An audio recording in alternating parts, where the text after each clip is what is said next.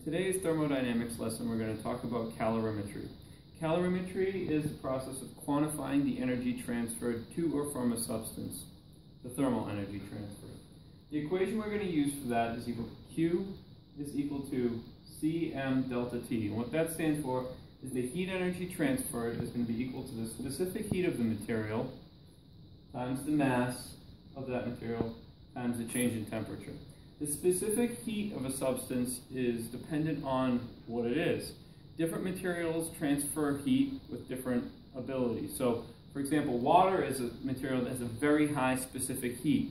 It takes a lot of energy to make its temperature change. Some materials, like good conducting metals, like silver, they don't have such high values for that, so because they transfer heat so well. The mass of a substance is obviously, how much matter you have. And then the change in temperature is the final temperature minus the initial temperature. So a problem I might give you on a topic like this is I would have you determine the specific heat of the substance based on how much heat it transfers to water from a certain temperature. So I would ask you to determine the specific heat of iron if a 50-gram sample of iron is heated to 100 degrees Celsius and you added it to 100 grams of water at 20 degrees.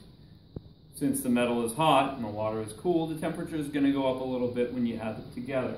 The final temperature reached by this mixture is 24.1 degrees Celsius. So, what we can say is that the heat gained by the water was lost by the iron.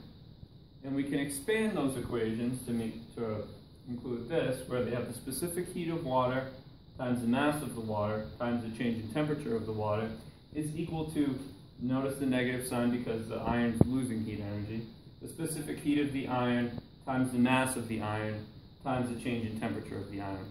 Now, since the iron is cooling down, it's going to have a negative value for delta T, which essentially is going to cancel out that negative sign once we start doing the calculation.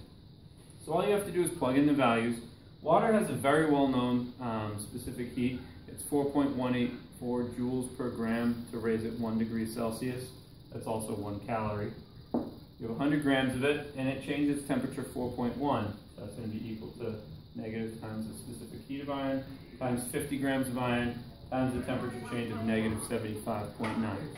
When you solve for the specific heat of iron, you would get that your answer would be 0.449 joules to raise the temperature of 1 gram of iron 1 degree Celsius.